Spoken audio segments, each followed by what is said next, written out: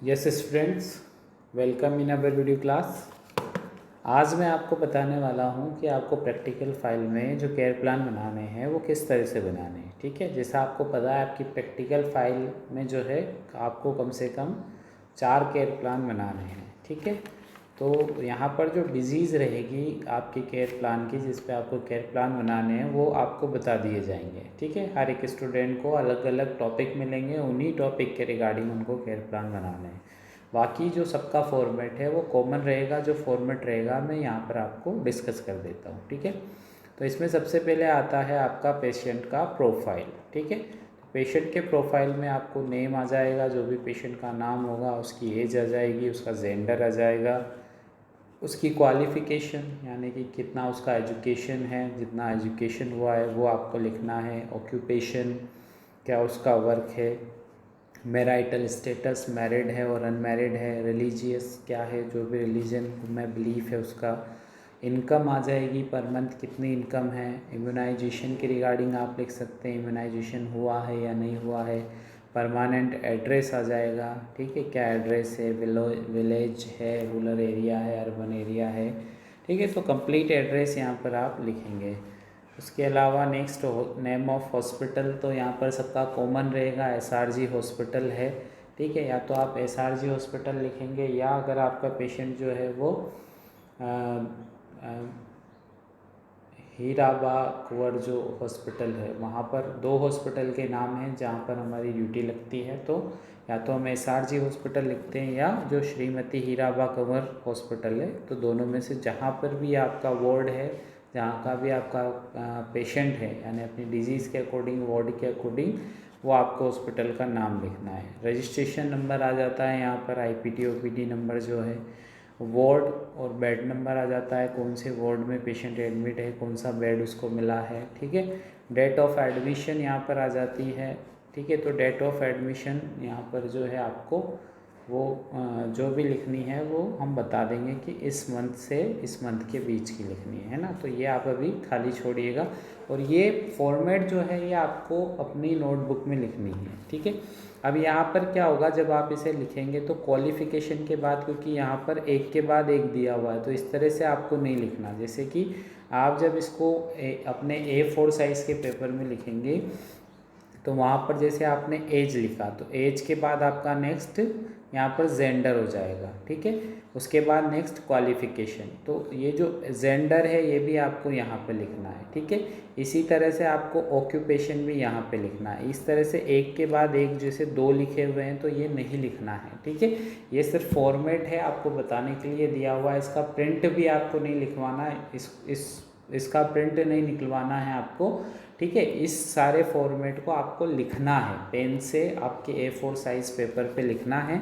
तो यहाँ पर जो आपका जो लिखा हुआ है फॉर्मेट, तो वो नेक्स्ट आ जाएगा। जैसे रिलीजियन लिखा हुआ है तो वो नेक्स्ट आ जाएगा, इम्यूनाइजेशन जो है नेक्स्ट आ जाएगा। इस तरह से एक सीक्वेंस में आपको एक ही लिखोगे। ठीक है, जैसे ये नेम एक लिखा हुआ है, फिर ऐसे एज एक बार लिखोगे आप, फिर जेंडर लिखोगे, या एज और जेंडर साथ में लिख सकते हो ऑब्लिक करके। ठीक है, ऑब्लिक करके ज़रूर आप यहाँ साथ पे लिख सकते हो कि एज लिख दिया, आगे फिर यहाँ पर आप जो है वो जेंडर लिख दोगे। ठीक है, तो इस तरह से आप लिख सकते हो यहाँ पर ऑब्लिक करके, ताकि आपको जो है थोड़ा सा पेज आपका बच जाए।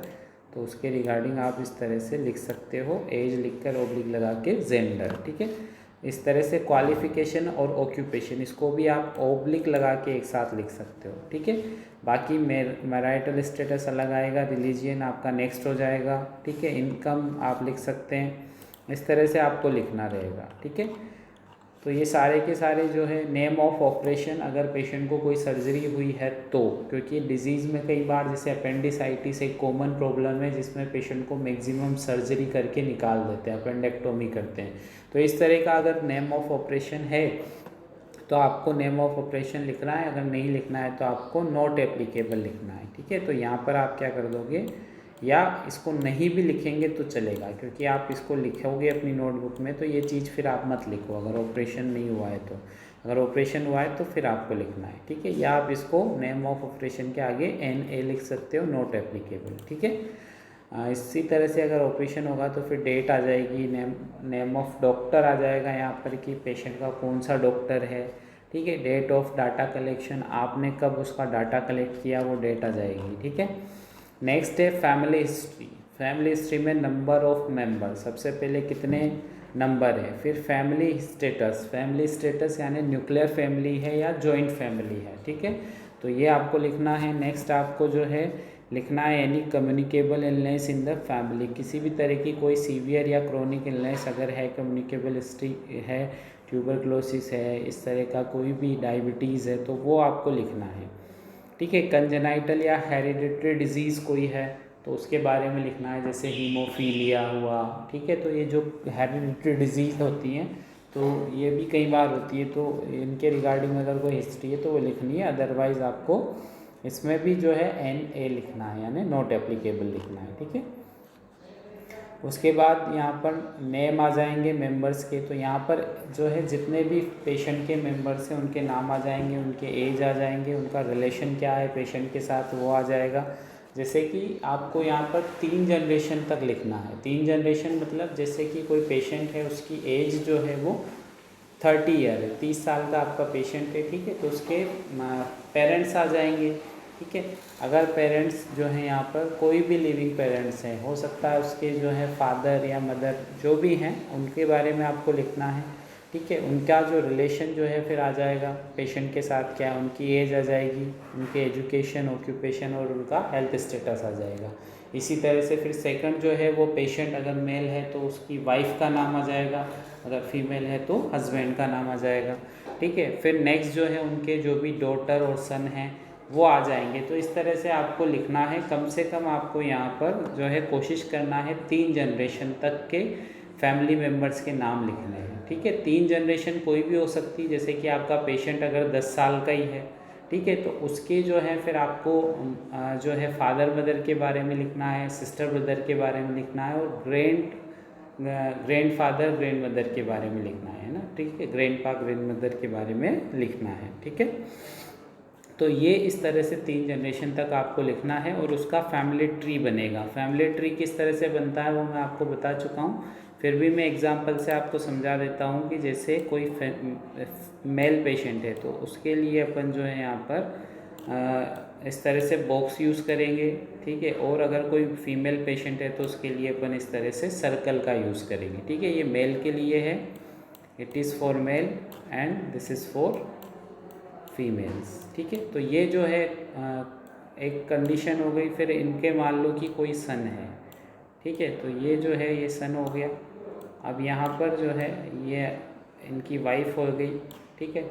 अब इनके जो है यहाँ पर 2 यहाँ पर बच्चे हैं, तो ये इनकी डॉटर हो गई और यहाँ पर ये इनका सन हो गया, ठीक है। तो ये आपको पेंसिल से बनाना है और नीट एंड क्लीन बनाना है, यानी कि आप सर्कल बना रहे हैं तो बिल्कुल एडिक्वेटली सर्कल बने। जैसे आप कॉइन रख सकते हैं सर्कल बनाने के लिए, या इस तरह से कुछ भी चीज़ रख सकते हैं जिससे कि एडिक्वेटली आपका पूरा सर्कल बने। इसी तरह से आपको जो है स्केल का यूज़ करते हुए जो है यहाँ पर बॉक्स बनाना है, ठीक है। अब यहाँ पर सपोज़ करो कि ये आपका पेशेंट है, तो पेशेंट अगर ये है तो हम इसको पेशेंट बताने के लिए इस तरह से लाइनिंग यूज़ करेंगे, ठीक है। तो ये आपका पेशेंट हो जाएगा, ठीक है।